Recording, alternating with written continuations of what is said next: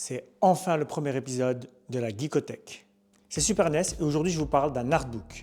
Et cet artbook, c'est celui de Tex Avery. Je vous ai parlé de Tex Avery dans un Génération Générique et je vous avais parlé de ce fameux artbook. Et aujourd'hui, c'est le jour J. Allez, on y va. Ce qui est bien avec cet artbook, c'est qu'on a énormément d'informations sur la manière dont travaillait Tex Avery. On a vraiment les débuts de ce grand dessinateur, la manière dont il imaginait ses dessins, dont il animait, mais aussi sa participation à la création de personnages tels que Bugs Bunny. Mais aujourd'hui, pourquoi cet artbook est exceptionnel? Car il y a deux genres de pépites à l'intérieur. La première, c'est qu'on a le droit à des calques d'animation, image par image, d'une petite séquence.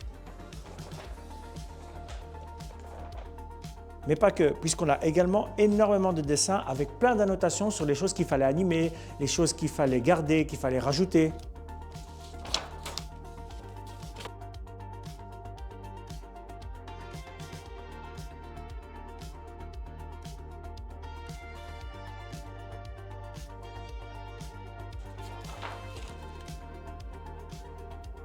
Donc voilà, c'est une pépite et j'étais très étonné de tomber dessus à 20 € en plus. Et du coup, après avoir découvert cet artbook, je me suis mis à la recherche d'autres artbooks de ce genre. Et je suis tombé sur un très récemment. C'est pas de l'animation, c'est du dessin et on est plutôt du coup sur des calques préparatoires. Mais c'est vraiment trop cool de trouver des nouveaux types d'artbooks, mais surtout de voir que des gens mettent vraiment du cœur à l'ouvrage et se disent pas on va vous mettre quelques dessins, de toute façon ça va être acheté, ça va être acheté. Donc voilà, c'était Super NES pour le premier Geekothèque et on se retrouve très bientôt pour une nouvelle vidéo.